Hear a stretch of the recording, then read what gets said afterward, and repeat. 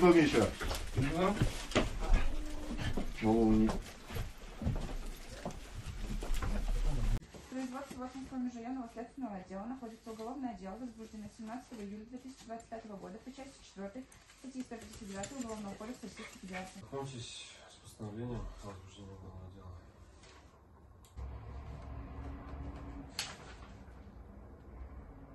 Разъясняю права подозреваемых, предусмотренных частью 4 статьи 46 УПК РФ. Вправе знать, в чем подозреваетесь, получать копию постановления о возбуждении уголовного дела, либо копию протокола задержания, копию постановления применения к вам меры пресечения.